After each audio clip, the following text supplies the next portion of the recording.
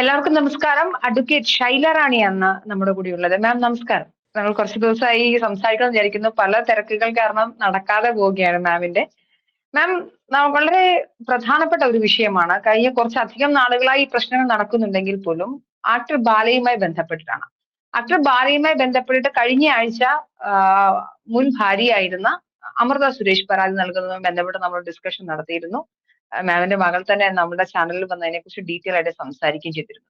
അതിന്റെ തൊട്ടടുത്ത ദിവസം തന്നെയാണ് അദ്ദേഹത്തിന്റെ മുൻ ഭാര്യ, അവർ രജിസ്റ്റർ ചെയ്തിട്ടില്ല എന്നാണ് ഞാൻ മനസ്സിലാക്കുന്നത്, മുൻ ഭാര്യ പദവിയിൽ ഉണ്ടായിരുന്ന എലിസബത്ത് ഉദയൻ എന്ന് പറയുന്ന സ്ത്രീ കുറച്ച് അവരുടെ സ്വന്തം യൂട്യൂബ് ചാനലിൽ കൂടെ കുറെ അധികം വീഡിയോകൾ കഴിഞ്ഞ കുറച്ച് ദിവസങ്ങളായി ചെയ്യുന്നു. സത്യത്തിൽ വളരെ വേദനിപ്പിക്കുന്ന, ഞെട്ടിപ്പിക്കുന്ന, ഇങ്ങനെയൊക്കെ ഒരു ഫാമിലി നടക്കുമെന്ന് പറയുന്ന പല കാര്യങ്ങൾ നമ്മൾ കേൾക്കുന്നുണ്ടായി.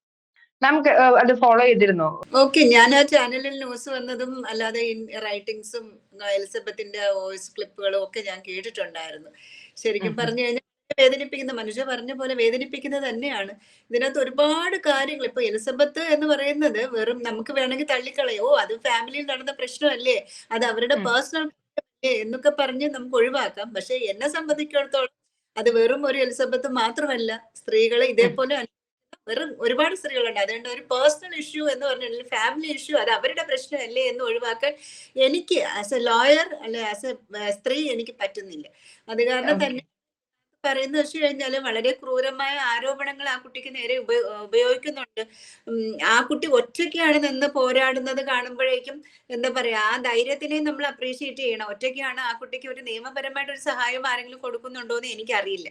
പക്ഷെ ഇതിനകം അവൾ പറയുന്ന എല്ലാ കാര്യങ്ങളിലും അത് സത്യാവസ്ഥയുണ്ടോ എന്ന് നോക്കണം. അല്ലെങ്കിൽ സത്യാവസ്ഥ ഉണ്ടെങ്കിൽ അത് എത്രമാത്രം അതിഭീകരമായ ഒരു ക്രൂരതയാണ് ആ കുട്ടി നേരിട്ടത് എന്ന് നോക്കേണ്ടിയിരിക്കുന്നു. ഇപ്പൊ എല്ലാവർക്കും എന്താ പറയാ, കോടതി തീരുമാനിക്കേണ്ട ജഡ്ജ്മെന്റിലാവാൻ പറ്റുന്നില്ല സത്യം എന്താണെന്ന്. പക്ഷെ ഈവൺ നമ്മളൊന്ന് ചിന്തിച്ചു നോക്കുക, ആ കുട്ടി പറയുന്നതിൽ എന്തെങ്കിലും സത്യമുണ്ട് എങ്കിൽ അവൾ അതിഭീകരമായ ഒരു ക്രൂരതയിലൂടെ കടന്നു പോയിട്ടുണ്ട്. ആദ്യത്തെ ആരോപണം എന്ന് പറയുന്നത് അവളെ മാരേജിനെ കുറിച്ച് തന്നെയാണ്. ആണെന്ന് തോന്നുന്നു, മാരേജിനെ ഡിലേ ചെയ്യാണ്. ഞാൻ മാരേജ് ചെയ്തിട്ടില്ല, രജിസ്റ്റർ ചെയ്തിട്ടില്ല എന്ന്, ഞാൻ ഫാമിലി ലോ മാത്രം നോക്കുന്ന അഡ്വക്കേറ്റ് ആണ്. അപ്പൊ രണ്ടുപേരും ഒരു രണ്ട് ഹിന്ദുക്കൾ, എനിക്ക് എലിസബത്ത് ഉദയൻ ഹിന്ദു ആണോ എനിക്കറിയത്തില്ല, രണ്ട് ഹിന്ദുക്കൾ തമ്മിൽ താലി കെട്ടുക അല്ലെങ്കിൽ മാല ഇടുക ഹിന്ദു കസ്റ്റം ഉണ്ട് എങ്കിൽ definitely it's A valid marriage. അങ്ങനെയാണ് അതോടെ ഡിവോഴ്സ് ചെയ്യാതെ അടുത്തൊരു മാരേജിലേക്ക് പോയി. നിയമപ്രശ്നങ്ങൾ പിന്നെയും അതിനകത്തുണ്ട്.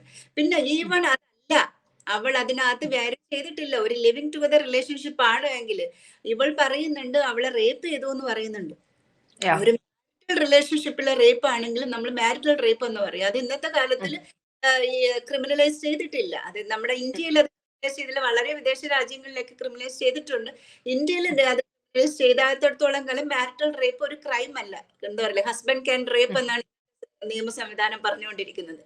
പക്ഷെ അതല്ലാന്നുണ്ടെങ്കിൽ ഈവൺ ഒരു ലിവിങ് ടുഗദർ റിലേഷൻഷിപ്പിലാണെങ്കിലും അവളുടെ കൺസെന്റ് ഇല്ലാതെ അവളെ റേപ്പ്, അവള് ശാരീരികമായിട്ട് ബന്ധപ്പെട്ടിട്ടുണ്ടെങ്കിൽ അത് ഇറ്റ്സെൽഫ് ഇസ് എ റേപ്പ്. അതൊരു വളരെ സിവിയർ ഒരു ക്രൈം തന്നെയാണ്. പക്ഷെ ഇതിന്റെ ആരോപണം ഉന്നയിക്കേണ്ടതും അല്ലെങ്കിൽ പരാതി കൊടുക്കേണ്ടതും ഒരു വ്യക്തി എന്ന് പറയുന്നത് എലിസബത്ത് തന്നെയാണ്. എലിസബത്ത് തന്നെയാണ് അതിന് പരാതി കൊടുത്തിട്ട് അതിന് അതിൻ്റെതായിട്ടുള്ള ഇൻവെസ്റ്റിഗേഷൻ നടത്തുന്നത്. ഈവൺ പ്രോസ്റ്റിറ്റ്യൂഷൻ ചെയ്യുന്ന സ്ത്രീ ആണെങ്കിൽ പോലും കേട്ടിട്ടില്ല, അവളുടെ കൺസെന്റ് ഇല്ല ശരീരത്ത് തൊടാൻ പറ്റില്ല, അതല്ലെങ്കിൽ അവളുമായിട്ട് സെക്ഷൽ റിലേഷൻ അവളുടെ കൺസെന്റ് ഇല്ലാതെ പറ്റില്ല. ലിവിങ് ടുഗദർ റിലേഷൻഷിപ്പ് ആണെങ്കിൽ ഡെഫിനറ്റ്ലി അതൊരു റേപ്പിലേക്ക് നിയമപരമായിട്ട് പോകും. പിന്നെ പറഞ്ഞ എന്താ ചോദിച്ചേ മാം? അത് പ്രധാനമായിട്ടും നമുക്ക് ഈ എലിസബത്തിനെ നമുക്കൊരു ഉദാഹരണമായിട്ട് അല്ലെങ്കിൽ ഒരുപാട് പേര് റെപ്രസെന്റേറ്റീവ് ആയിട്ടാണ് കാണാൻ പറ്റുക. അപ്പൊ എലിസബത്തിന്റെ ആദ്യം, കാരണം ഒരു തുടക്കം മുതൽ ഒരുപാട് കാര്യങ്ങൾ പറയുന്നുണ്ട് കഴിഞ്ഞ ഒരു ആഴ്ചയോളമായി. എലിസബത്ത് പറഞ്ഞിരുന്ന ഒരു കാര്യം, എലിസബത്തും ബാലയും തമ്മിലുള്ള ഇന്റിമേറ്റ് വീഡിയോകൾ, ചിത്രങ്ങളൊക്കെ പബ്ലിക് ആക്കുമെന്ന് ബാല ഭീഷണിപ്പെടുത്തിയെന്നാണ്. മാമിനെ സംബന്ധിച്ചിടത്തോളം ഇത് ആദ്യമായി കേൾക്കുന്ന ഒരു വാക്കൊന്നും ആയിരിക്കില്ല. എല്ലാ തരത്തിലും സ്ത്രീകളുടെ ശരീരം എക്സ്പോസ് ചെയ്യപ്പെട്ടാൽ അവളുടെ മാനം ഇടിഞ്ഞു പോകും എന്നുള്ളൊരു കോൺസെപ്റ്റ് ഉള്ള ഒരു സമൂഹത്തിൽ സ്ത്രീകൾക്ക് പേടിക്കാൻ ഒരുപാട് കാര്യങ്ങൾ കാണും. മാം, ഒരുപാട് സ്ത്രീകളുണ്ട് ഇങ്ങനെ ഭീഷണി നേരിട്ടുകൊണ്ടിരിക്കുന്ന ആളുകൾ, അല്ലെങ്കിൽ ഏതെങ്കിലും ഒരു മൊമെന്റിൽ എടുത്ത് പോയ വീഡിയോയോ ഫോട്ടോയോ പിന്നീട് ഒരു ടൂളായി ഉപയോഗിക്കുക, അല്ലെങ്കിൽ ആ ടോക്സിക് റിലേഷൻഷിപ്പിൽ നിന്ന് ഇറങ്ങി വരാതിരിക്കാനുള്ള ഒരു കീ ആയിട്ട് ഇതിനെ ഉപയോഗിക്കുക. ഇങ്ങനെയുള്ള അവസരങ്ങളിൽ സ്ത്രീകൾക്ക് ഇന്ത്യൻ ഭരണഘടന, ഇന്ത്യയുടെ നീതിന്യായ വ്യവസ്ഥ സുരക്ഷിതത്വം കൊടുക്കുന്നുണ്ടോ? എന്തൊക്കെയാണ് ഇങ്ങനെയുള്ള സ്ത്രീകൾ, കാര്യം നമുക്കിത് കുറച്ച് അധികം സ്ത്രീകൾക്ക് കൂടി ഒരു എഡ്യൂക്കേഷൻ കിട്ടുന്ന പോലെ ആയിരിക്കണം. ഏതെങ്കിലും തരത്തിൽ എന്താണ് ഒരു സ്ത്രീ ഇങ്ങനെ ഒരു ഭീഷണി നേരിട്ടാൽ ചെയ്യേണ്ട ആദ്യത്തെ കാര്യം? ഇനി അങ്ങനെ പരാതി കൊടുത്തു കഴിഞ്ഞാൽ ആ സ്ത്രീക്ക് കിട്ടുന്ന പ്രൊട്ടക്ഷൻ എന്തൊക്കെയാണ്? നിയമപരമായിട്ട് ഒരു IT ആക്ട് സെക്ഷൻ 67A പ്രകാരം അതൊരു ക്രൈമാണ്. അതായത് ട്രാൻസ്മിറ്റിംഗ് അല്ലെങ്കിൽ പബ്ലിഷിംഗ് സെക്ഷൽ നമ്മുടെ ലൈംഗികമായിട്ടുള്ള ഒരു ഇന്റിമേറ്റ് വളരെ സീൻസ്, വീഡിയോസ് ആവട്ടെ, ഫോട്ടോസ് ആവട്ടെ, ഇതെല്ലാം നമ്മൾ പബ്ലിഷ് ചെയ്യുന്നത് അല്ലെങ്കിൽ ഷെയർ ചെയ്യുന്നത്, ഇതെല്ലാം വന്നിട്ട് IT ആക്ട് പ്രകാരം സെക്ഷൻ 67 പ്രകാരം കുറ്റകരമാണ്. അത് പ്രകാരം ഒരു മിനിമം ഒരു 7 വർഷമെങ്കിലും തടവ് കിട്ടാനുള്ള ഒരു ശിക്ഷയാണ്. പക്ഷെ എല്ലാ സ്ത്രീകളും പേടിക്കണേന്ന് വെച്ച് കഴിഞ്ഞാൽ ഇത് കാണുമ്പോൾ ആൾക്കാർ കണ്ടു കഴിഞ്ഞാൽ എന്റെ മാനം ഇടിഞ്ഞു പോവോ എന്നുള്ള രീതിയിൽ തന്നെ പേടിച്ചിട്ട് ഇവർ ഈ ബ്ലാക്ക് മെയിൽ ചെയ്തിട്ട് ഞാൻ അത് ചെയ്യും ഇത് ചെയ്യും എന്ന് പറയേണ്ടത്. ഇത് ചെയ്തോ? എനിക്കൊരു വ്യക്തിപരമായിട്ട് പറയുന്നതെന്ന് വെച്ച് കഴിഞ്ഞാൽ അങ്ങനെ ചെയ്യുകയാണെങ്കിൽ നിയമപരമായിട്ട് നിങ്ങൾക്ക് 100% അത് പ്രൊട്ടക്ഷൻ കിട്ടും. അത് അപ്പൊ തന്നെ പോലീസ് അതിനെ സീസ് ചെയ്തിട്ട് പിന്നെ അത് ഏതൊക്കെ ആരൊക്കെ ഷെയർ ചെയ്തു അതെല്ലാം കംപ്ലീറ്റ് അവരെല്ലാം ക്രൈമിന്റെ കീഴിൽ വരികയും ചെയ്യും. അത് കാരണം അതോടെ ഇപ്പൊ നിങ്ങൾ ഗേൾ ഫ്രണ്ട് ആയിട്ട് ബോയ് ഫ്രണ്ട് ആയിട്ടുള്ള നല്ല പ്രണയത്തിലിരിക്കുമ്പോഴുള്ള ഈവൺ ഒരു സെക്സ് ചാറ്റ് ആവട്ടെ, ഈവൺ അല്ലാതെ ഒരു ഫിസിക്കൽ ആയിട്ടുള്ള ഒരു വീഡിയോസ് ആവട്ടെ, അത് ചെയ്തിട്ട് വീഡിയോ ഷെയർ ചെയ്യും എന്ന് പറയുകയാണെങ്കിൽ നിങ്ങൾ അപ്പൊ തന്നെ പരാതി കൊടുക്കുക. പരാതി കൊടുക്കണ ലോക്കൽ പോലീസിൽ നിങ്ങൾക്ക് പരാതി കൊടുക്കാം. സൈബർ സെൽ ഇപ്പൊ ഡിജിറ്റൽ ഇപ്പൊ ഈ കേസിലാണെങ്കിൽ ബാല പബ്ലിക്കായിട്ട് പറയണമെങ്കിൽ കൊടുക്കും, ഞാനത് ഇത് ചെയ്യും എന്നൊക്കെ. അതാണെങ്കിൽ ഒരു ഡിജിറ്റൽ പ്ലാറ്റ്ഫോമിൽ പറയുകയാണെങ്കിൽ സൈബർ സെല്ലിൽ പരാതി കൊടുക്കാം. അങ്ങനെയാണെങ്കിൽ ഇത് പോലീസ് അത് ക്രൈം രജിസ്റ്റർ ചെയ്തിട്ട് ഉറപ്പായിട്ടും ആ ഡിവൈസോടുകൂടെ അത് തിരിച്ചെടുക്കുക. 100% സ്ത്രീകൾക്ക് അതിന് പ്രൊട്ടക്ഷൻ ലഭിക്കുകയും ചെയ്യും. അത് ക്രൈമാണ്. 7 വർഷം വരെ കിട്ടാനുള്ള തടവ് കിട്ടാനുള്ള ഒരു വകുപ്പും കൂടെയാണ് IT ആക്ട് പ്രകാരം. Okay ma'am. മാം നേരത്തെ പറഞ്ഞത് നമുക്കൊരു കുറച്ചുകൂടെ ക്ലാരിറ്റി വേണ്ടതുണ്ട്. ഇപ്പോ എലിസബത്ത് പറയുന്ന ഒരു കാര്യം, എന്നെ വിവാഹം കഴിച്ചിട്ടില്ല, അത് രജിസ്റ്റർ ചെയ്തിട്ടില്ല എന്ന് പറയുന്നു. But at the same time തന്നെ റേപ്പ് ചെയ്തു വിതൗട്ട് ഹെർ പെർമിഷൻ ബാല അവരോട് ലൈംഗിക ബന്ധത്തിൽ ഏർപ്പെട്ടിട്ടുണ്ട് എന്ന് പറയുന്നത്, that means that is A rape. And also വീട്ടിലെ വേലക്കാരന്റെ മുന്നിൽ വെച്ച് ലൈംഗിക ബന്ധത്തിൽ ഏർപ്പെടാൻ നിർബന്ധിക്കുന്നു. നാർസിസ്റ്റിക് പേഴ്സണാലിറ്റി പലയിടങ്ങളിലും ബാലയുടെ പല പെർഫോമൻസിലും നമുക്ക് പുറമേ നോക്കുന്ന ഒരാൾക്ക് കാണാൻ സാധിക്കും. ഡെഫിനറ്റ്ലി അദ്ദേഹം ചെയ്യാനുള്ള സാധ്യതകൾ ഉണ്ടായിരിക്കാം. ഇനി അതൊരു ആരോപണമാണെങ്കിൽ തന്നെ ഇന്ത്യയിൽ നിലവിൽ മാം നേരത്തെ പറഞ്ഞതുപോലെ ക്രൈം അല്ല ആഫ്റ്റർ മാരേജ് ഉള്ള പുരുഷന്റെ ലൈംഗിക അതിക്രമം സ്ത്രീയുടെ മേൽ ഉണ്ടായാൽ. പക്ഷേ ഇതൊരു നിയമപര പ്രശ്നം കൂടിയല്ലേ? സ്ത്രീകൾക്ക് സംരക്ഷണം ലഭിക്കുന്ന ഒരു കാര്യം കൂടിയാണല്ലോ അത്. ഒരു വാലിഡ് മാരേജ്, ഇപ്പൊ ബാലയുടെയും എലിസബത്തിന്റെയും മാരേജ് വാലിഡ് ആണോ വോയിഡ് ആണോ അല്ലെങ്കിൽ നിയമസാധ്യത ഉള്ളതാണോ അല്ലെ എന്നുള്ള 2 രീതിയിലിരിക്കും. ഈവൺ ഒരു വാലിഡ് മാരേജ് ആണ് എങ്കിൽ ഇതിലുണ്ടാക്കുന്ന ഇതും ക്രുവൽറ്റി എന്നുള്ള ഗ്രൗണ്ടിൽ ഡിവോഴ്സിന് അല്ലെങ്കിൽ ഡൊമസ്റ്റിക് വയലൻസ് ആക്ട് പ്രകാരം വേണമെങ്കിൽ അവർക്ക് ഡാമേജ് നോട്ടീസ് കൊടുക്കാൻ പറ്റും. അത് ലിവിങ് ടുഗദർ ആണെങ്കിൽ ഇപ്പൊ ഇത്രയും എലിസബത്തിന് ഡെഫിനറ്റ് ആയിട്ട് ഒരു ഡൊമസ്റ്റിക് റിലേഷൻഷിപ്പ് എന്താണ്, ഒരു റൂഫിന്റെ കീഴിൽ ഒരുമിച്ച് ജീവിക്കുന്ന ഉണ്ടാകുന്ന ഗാർഹിക പീഡന നിരോധന നിയമം, അതിൽ ഏറ്റുന്ന ക്രൂരതകൾക്ക് വേണമെങ്കിൽ അവർക്ക് മജിസ്ട്രേറ്റിന്റെ അടുത്ത് പരാതി കൊടുക്കാം. അതല്ല ഒരു മാരേജ് റിലേഷൻഷിപ്പിലാണ് എങ്കിൽ it's only A cruelty and A ground four divorce. ഇപ്പൊ മാരിറ്റൽ റേപ്പ് ആവും, ഇതേപോലെ വേറൊരു പുരുഷന്റെ മുമ്പേ വെച്ച് എന്തോ സെക്ഷലി അങ്ങനെ ചെയ്യാൻ, ഇതെല്ലാം എന്ന് വെച്ചാൽ ഗ്രൗണ്ട് ഫോർ ഡിവോഴ്സ് ആണ് ഇന്നത്തെ നിയമ സംവിധാനം പ്രകാരം അലോ ചെയ്യുന്നത്. പക്ഷെ ഇവിടെ പിന്നെയും ഒരു ക്വസ്റ്റ്യൻ ആണ്, മാരേജ് അല്ല എന്നുണ്ടെങ്കിൽ ഇറ്റ്സ് എ സിവിയർ ക്രൈം. മനസ്സിലാവുന്നുണ്ടോ? അവര് വൈഫ് അല്ല, അല്ലാതെ വെറും 2 വ്യക്തികളാണ്. There is no tie, marriage tie ഇല്ല എന്നുണ്ടെങ്കിൽ അത് റേപ്പ് എന്ന് പറയുമ്പോഴേക്കും വളരെ സീരിയസ് ആയിട്ടുള്ള ക്രൈമിൽ വരുന്നത്, നോൺ ബെയിലബിൾ ആയിട്ട് ഒഫൻസ് വളരെ സീരിയസ് ആയിട്ടുള്ള ഒരു ക്രൈമിലേക്ക് വരുന്നതാണ് റേപ്പ് എന്ന് പറയുന്നത്. അത് വേറെ സെക്ഷൻ ഈവൺ ഒരു ഭാര്യ എന്നുള്ള നിലയിലും മാരിറ്റൽ റേപ്പ് ക്രൈം അല്ലാത്ത കാരണം ആ ഒരു വകുപ്പ് വരില്ല. പക്ഷെ even though she can file for domestic act and she can claim for damages and she can also.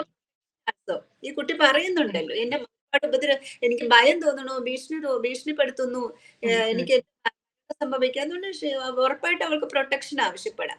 പിന്നെ നേരത്തെ അവിടെ ഒരു ചോദ്യമാണ് അത് തീർച്ചയായിട്ടും. അതായത് നിലവിൽ കേസ് എടുത്തിട്ടില്ല. 2 ചോദ്യങ്ങളാണ്. നിലവിൽ ഇതുവരെയും പരാതിയുമായി എലിസബത്ത് മുന്നോട്ട് പോയിട്ടില്ല. ദാറ്റ് മീൻസ് അവർക്ക് ആ പരാതിയുമായി മുന്നോട്ട് പോകാൻ താല്പര്യമുണ്ട്. ചിലപ്പം പല ആളുകൾ ഇപ്പൊ മാം പറഞ്ഞ പോലെ നിയമപരമായ സഹായങ്ങൾ ലഭിച്ചിട്ടുണ്ടോ എന്ന് അറിയുന്നില്ല.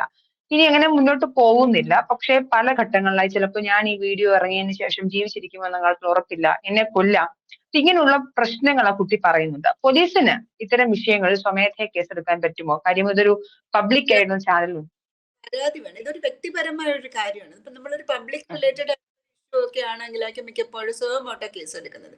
ഇപ്പൊ പുള്ളിക്കാരത്തി പരാതി കൊടുത്ത് പുള്ളിക്കാരത്തി തന്നെയാണ് അതിന് പ്രൊട്ടക്ഷൻ സ്ട്രീക്ക് ചെയ്യേണ്ടതും. ഇതേപോലെ എനിക്കെതിരെ ഇങ്ങനെ വ്യാജമായിട്ടോ അല്ലെങ്കിൽ ഉള്ള ഇന്റിമേറ്റ് ആയിട്ടുള്ള സീൻസ് പുറത്തു പോകാൻ ചാൻസ് ഉണ്ട് എന്ന് പറഞ്ഞിട്ട് റെസ്ട്രെയിൻ ഓർഡർ വാങ്ങാൻ കോടതിയിൽ നിന്ന്. മേലെ എന്റെ സീൻസ് ഒന്നും പബ്ലിഷ് ചെയ്ത് കോടതി ഓർഡർ ഇടും. ഈവൻ ദോ അവർ തമ്മിൽ ഇന്റിമേറ്റ് ആയിട്ടുള്ള സീൻസ് ഉണ്ട് എന്ന് വെച്ചോളൂ. അപ്പോൾ ഇവളത് റെസ്ട്രെയിൻ ഓർഡർ കോടതിയിൽ ഫയൽ ചെയ്ത് വാങ്ങാം. അതേപോലെ പ്രൊട്ടക്ഷൻ പക്ഷെ പരാതിക്കാരി അവള് തന്നെ ആയിരിക്കണം. അല്ലാതെ ഇപ്പം പ്രശ്നം വന്നു എന്ന് പറഞ്ഞിട്ട് മനുജ ആവശ്യപ്പെടാതെ അല്ലെങ്കിൽ മനുജ മൊഴി കൊടുക്കാതെ മനുജയ്ക്ക് അതിന് എന്താ റിലീഫ് വേണ്ടാത്തടത്തോളം കാലം എനിക്ക് എങ്ങനെ പോയിട്ട് മനുജയ്ക്ക് വേണ്ടിയിട്ട് ഫയൽ ചെയ്യാൻ പറ്റും? ഈവൻ ഇതൊരു ആയിട്ട് വരികയാണെങ്കിൽ നമ്മളെ കൂടെ മനുജ നിൽക്കുകയാണെങ്കിൽ definitely we can move. Okay ma'am. ഇപ്പൊ പബ്ലിക് പ്ലാറ്റ്ഫോമിൽ കാര്യം ഇതിന്റെ പ്രശ്നത്തിന്റെ തുടക്കം ബാലയും ബാലയുടെ ഇപ്പോഴത്തെ ഭാര്യയുമായ കോകിലയും ചേർന്ന് ഒരു യൂട്യൂബ് ചാനൽ, തമിഴ് യൂട്യൂബ് ചാനലിന് കൊടുക്കുന്ന ഒരു അഭിമുഖത്തിൽ മുൻപ് തന്റെ ഭാര്യയായിരുന്ന ആൾ തന്നെ ലൈംഗികമായി വശീകരിച്ചു പോലെയുള്ള വളരെ മോശമായിട്ടുള്ള സ്റ്റേറ്റ്മെന്റുകൾ നടത്തുന്നു. ഇതുമായി ബന്ധപ്പെട്ട് വന്നിട്ടുള്ള ഒരു കമന്റിന് മറുപടി കൊടുത്തിട്ടാണ് എലിസബത്ത് ഉദയൻ എന്ന് പറഞ്ഞ പെൺകുട്ടി ഇതുമായി ബന്ധപ്പെട്ടുള്ള ചർച്ചകൾ തുടങ്ങി വെക്കുന്നത്. നോക്കൂ, നമ്മുടെ നാട്ടിലെ ഒരു പ്രധാന പ്രശ്നമാണ് ഈ ആളുകളുടെ മുഖമോ പേരും ഒക്കെ വിളിച്ചു പറയുക, അവരെ കുറിച്ച് എന്ത് വേണമെങ്കിലും വായിൽ വരുന്നത് വിളിച്ചു പറയാനുള്ള ഫ്രീഡം, അതൊരു ഫ്രീഡം ഓഫ് സ്പീച്ചിന്റെ പരിധിയിൽ വരുന്നതാണെന്നാണ് പല ആളുകളും തെറ്റിദ്ധരിച്ചിരിക്കുന്നത്. ഇനി അങ്ങനെ പറഞ്ഞില്ലെങ്കിൽ പോലും ആളെ മനസ്സിലാകുന്ന, ആളുടെ പേര് പറഞ്ഞിട്ട് ആളെ മനസ്സിലാകുന്ന രീതിയിൽ ആളെ ആർട്ടിക്കുലേറ്റ് ചെയ്ത് സ്റ്റേറ്റ്മെന്റ്സ് പറയുന്ന രീതികൾ വരാറുണ്ട്. ഇങ്ങനെയുള്ള കാര്യങ്ങൾക്ക് നമുക്ക് നിയമപരമായ സഹായം, അത് എന്നെ കുറിച്ചൊരു മോശം പറയാൻ പാടില്ല, അത് എന്നെക്കുറിച്ച് നിങ്ങൾക്ക് എതിർപ്പ് പറയാം, എന്നെ വിമർശിക്കാം, പക്ഷെ എന്നെ സ്ലട്ട് ഷെയിം ചെയ്യുന്ന രീതിയിലേക്ക് നിങ്ങൾക്ക് പോകാൻ പാടില്ല എന്നുള്ളത് വ്യക്തി എന്ന നിലയിൽ എനിക്ക് ഈ നാട് തരേണ്ട നിയമപരമായ എനിക്ക് പരിരക്ഷയാണ്. അതിനുള്ള നിയമങ്ങൾ എന്തൊക്കെയാണ്? Defamation case കൊടുക്കാമല്ലോ. അപകീർത്തിപ്പെടുത്തുന്ന രീതിയിൽ പബ്ലിക് പ്ലാറ്റ്ഫോമിന്റെ ആവട്ടെ, സോഷ്യൽ മീഡിയ ആവട്ടെ, ഏതെങ്കിലും രീതിയിൽ നമുക്ക് മാനസികമായിട്ട് ബുദ്ധിമുട്ടുണ്ടാക്കുന്ന രീതിയിൽ അല്ലെങ്കിൽ നമ്മൾ പബ്ലിക്കിന്റെ മേലെ ഡിഫൈൻ ചെയ്യുന്ന രീതിയിൽ പോവുകയാണെങ്കിൽ അതൊരു സിവിൽ സ്യൂട്ടും ഫയൽ ചെയ്യാം. അതേപോലെ ക്രിമിനൽ കേസും എടുക്കാൻ പറ്റുന്നതാണ്. ഡിഫൈൻ ചെയ്യാൻ പാടില്ല. ആ കുട്ടിയുടെ പേര് പറഞ്ഞിട്ടില്ല എന്നുണ്ടെങ്കിലും ഇൻഡയറക്റ്റ് ആയിട്ട് വന്നു എന്ന് വെച്ചു, പക്ഷെ എല്ലാവർക്കും മനസ്സിലായി അത് കുട്ടിയാണെന്നുണ്ടെങ്കിൽ ഡെഫിനറ്റ്ലി വന്നിട്ട് ചെയ്യാം. അപ്പൊ അവര് പറയുന്നത് നിങ്ങൾ പറഞ്ഞിട്ടല്ലോ എന്ത് തന്നെയാണെങ്കിലും ഏതെങ്കിലും രീതിയിൽ ഇപ്പം മനുഷ്യ എക്സാമ്പിൾ ഒക്കെ ആണെങ്കിൽ ഡിവോഴ്സ് ലോയർ ആണ്, ഇവിടെ ഇതാണ് പ്രാക്ടീസ്, അല്ലെങ്കിൽ ഏതെങ്കിലും രീതിയിൽ ഇങ്ങനെ വന്നിട്ട് ശരിക്കും എന്നിലേക്ക് കോൺസെൻട്രേറ്റ് ചെയ്യണമെങ്കിൽ ഡെഫിനറ്റ് ആയിട്ട് ഞാൻ കേസ് ഫയൽ ചെയ്യാൻ എനിക്ക് റൈറ്റ് ഉണ്ട്. ഇടയിൽ അപകീർത്തിപ്പെടുത്തുന്നത് ഡിഫമേഷൻ കേസ് ഡെഫിനറ്റ് ആയിട്ടും ഫയൽ ചെയ്യാം. ഓക്കെ മാം, ഇതുപോലുള്ള ഒരുപാട് കാര്യങ്ങൾ ദിവസേന കേൾക്കുന്ന ഒരാളാണ്. കുടുംബ ബന്ധങ്ങളിൽ ഇങ്ങനെ വരുന്ന പ്രശ്നങ്ങളെ കുറിച്ചും അങ്ങനെ വരുന്ന അവസ്ഥകളിലുമൊക്കെ പൊതുവിൽ എനിക്കൊരു വളരെ പേഴ്സണലി എലിസബത്ത് ഉദയൻ എന്ന് പറയുന്ന വ്യക്തിക്ക് ഇങ്ങനെ നിയമപരമായ സഹായം ലഭിച്ചിട്ടില്ല.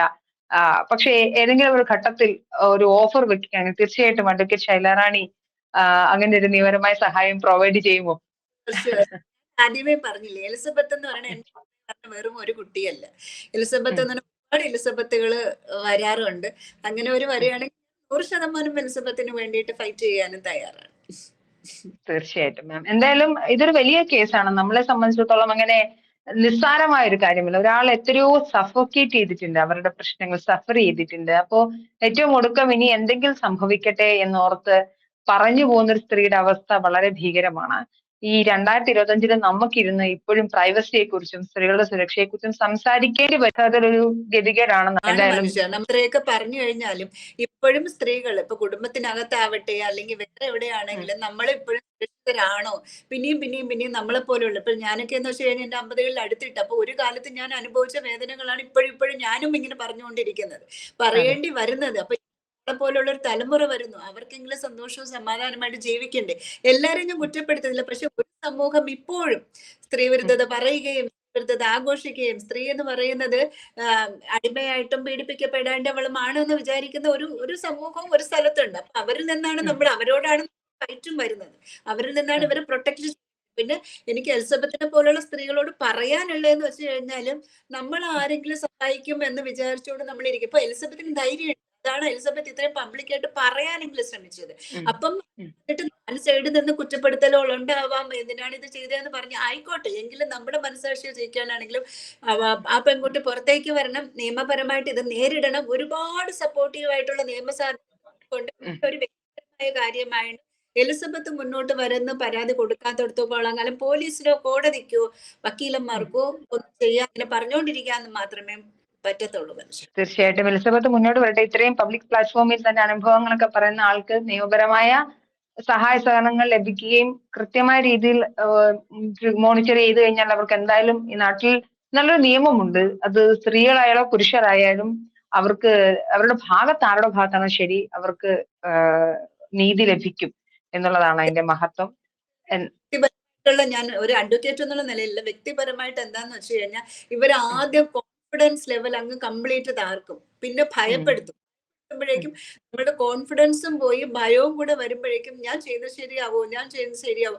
കാരണം ഏതൊരു വീഡിയോ ഞാൻ കണ്ടപ്പോഴേക്കും എലിസബത്ത് പറയുന്നുണ്ട് അമ്മയൊക്കെ ഭയക്കുന്നുണ്ട്, അമ്മ പറയുകയാണ് നീ ഇവിടെ പറയും എന്നുള്ള പേടിയുണ്ട് എന്ന്.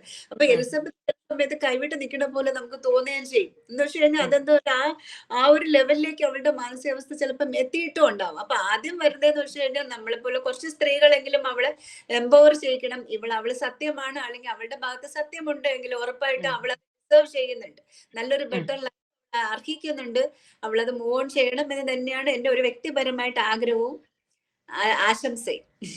തീർച്ചയായിട്ടും എലിസബത്ത് മുന്നോട്ട് വരട്ടെ. എലിസബത്ത് ഒരു സത്യത്തിൽ മുന്നോട്ട് വരികയും തന്റെ ഭാഗത്ത് ന്യായമുണ്ടെന്നുള്ള കൃത്യമായ തെളിവുകളുടെ അടിസ്ഥാനത്തിൽ പ്രൂവ് ചെയ്യുകയും അത് മാതൃകാപരമായ ശിക്ഷ ബാലയ്ക്ക് ലഭിക്കുകയും ചെയ്തു കഴിഞ്ഞാൽ അത് ഒരുപാട് സ്ത്രീകൾക്കുള്ള പ്രചോദനമാണ്. തീർച്ചയായിട്ടും അങ്ങനെ ഒരു കാര്യം ഉണ്ടാവട്ടെ. തെളിവുകൾ ഉണ്ടെങ്കിൽ ബാല ശിക്ഷിക്കപ്പെടട്ടെ. ഇല്ലെങ്കിൽ തന്നെ ഓപ്പോസിറ്റ് ആയിട്ട് നിൽക്കുന്ന ബാലയുടെ ഭാഗത്താണ് ശരിയെങ്കിൽ അതും മുന്നോട്ട് വരേണ്ടതാണല്ലോ. എന്തായാലും ഒരുപാട് നന്ദി അഡ്വക്കേറ്റ് ശൈല റാണി മറുനാടോട് സംസാരിച്ചു. Thank you so much. Thank you.